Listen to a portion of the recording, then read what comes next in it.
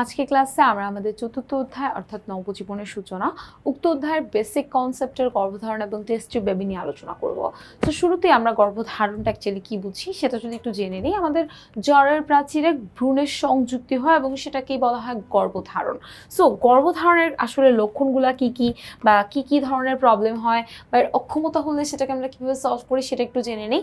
গর্ভধারণ হলে আমরা যেই ধরনের লক্ষণগুলো দেখতে পাই, আমাদের বমি বমি ভাব হয়, মাথা ঘুরে, বারবার প্রস্রাব হয় এবং অল্প বয়সে আমাদের গর্ভধারণ করলে কি ধরনের প্রবলেম হয় সেটা একটু জেনে নেই। আমাদের অল্প বয়সে যখন আমরা গর্ভধারণ করি তখন আমাদের স্বাস্থ্যগত সমস্যা হয়। কেন? বিকজ আমাদের পেটের মধ্যে ওই পরিমাণ জায়গাটা থাকে না, বা আমি নিজেই আসলে শারীরিকভাবে অতটুকু পরিপক্ক থাকি না যখন আমি অল্প বয়সে গর্ভধারণ করব। সো এই জন্য আমার সন্তানটাও কিন্তু আমার শরীরের ভেতরে সুস্থভাবে আসলে বড় হতে পারবে না, সেও সুস্থভাবে পৃথিবীতে নাও আসতে পারে। এই জন্য মা এবং শিশু দুইজনেরই আসলে স্বাস্থ্যগত সমস্যা দেখা দিতে পারে এবং এতে করে কিন্তু শিক্ষাগত সমস্যা দেখা দেয়। কিভাবে? বিকজ যখনই অল্প বয়সে মেয়েরা গর্ভধারণ হয়েছে তখন সে লজ্জায় হীনমন্যতে স্কুলে যেতে চায় না। এতে করে তার পড়াশোনার উপর প্রভাব ফেলে, তার পড়াশোনা বন্ধ হয়ে যায় এবং শিক্ষাগতভাবে সে হলো পিছিয়ে পড়ে। পারিবারিক বিভিন্ন সমস্যা পড়ে, বিকজ সে যেহেতু শারীরিকভাবে অসুস্থ থাকে, সে সংসারের বিভিন্ন ধরনের কাজ করতে পারে না। এতে করে পারিবারিক এক ধরনের কলহ সৃষ্টি হওয়ার প্রবণতা থাকে। সো এটাও এক ধরনের গর্ভধারণের ইম্পর্টেন্ট প্রবলেম। তারপরে দেখো আর্থিক সমস্যা হয়, যেহেতু বিভিন্ন ধরনের স্বাস্থ্যগত সমস্যার মধ্যে থাকে অলওয়েজ, সো তাকে কিন্তু বারবার ডাক্তারের কাছে যাওয়া, ওষুধ কেনা, বিভিন্ন ধরনের আসলে কস্ট বেয়ার করতে হয়। এই জন্য তাকে আসলে আর্থিকভাবেও প্রবলেমের সম্মুখীন হতে হয়। এখন আসে অক্ষমতা।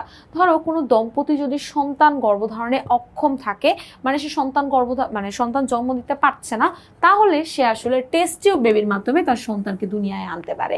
এখন টেস্ট টিউব বেবিটা আসলে কিভাবে হয়?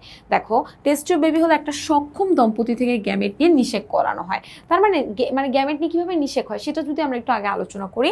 আমরা জানি প্রত্যেকটা নারীর শরীরে XX ক্রোমোজোম এবং পুরুষের শরীরে XY ক্রোমোজোম থাকে। এই যে XX ক্রোমোজোম থেকে একটা ক্রোমোজোম আসবে, যে কোনো একটা, ধরো XY ক্রোমোজোম থেকে যে কোনো একটা ক্রোমোজোম আসবে, X বা Y, যে কোনো একটা। এখন কোনটা আসবে সেটা আমরা কেউ বলতে পারতেছি না। ধরো X ক্রোমোজোম যদি আসে, XX দেখতে হলো মায়ের মতো, তার মানে একটা মেয়ে সন্তান জন্ম নিবে।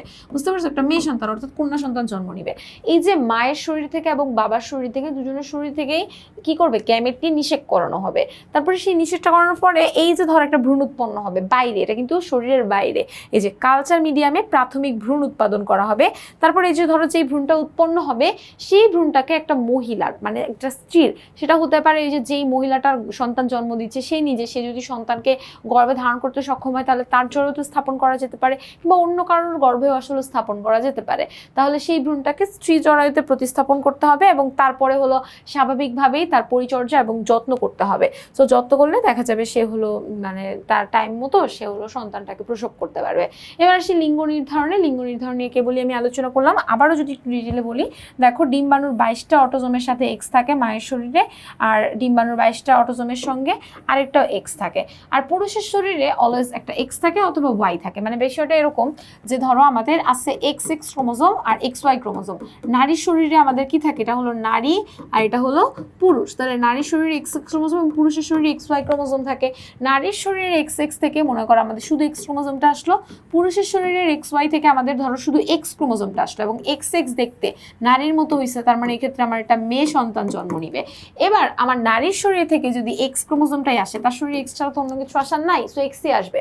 পুরুষের শরীরে এখানে X গেছিল, বাট এখানে X না এসে যদি এখানে Y ক্রোমোজোম আসে, তাহলে দেখতে সে পুরুষের মতো, অর্থাৎ এক্ষেত্রে সে একটা ছেলে সন্তান বা পুত্র সন্তান জন্ম নিবে। এটাই বলছে যে X আর X মিলে XX হয়, অর্থাৎ কন্যা সন্তান জন্ম দিবে, আর X আর Y মিলে XY হয়, অর্থাৎ পুত্র সন্তান জন্ম নিবে।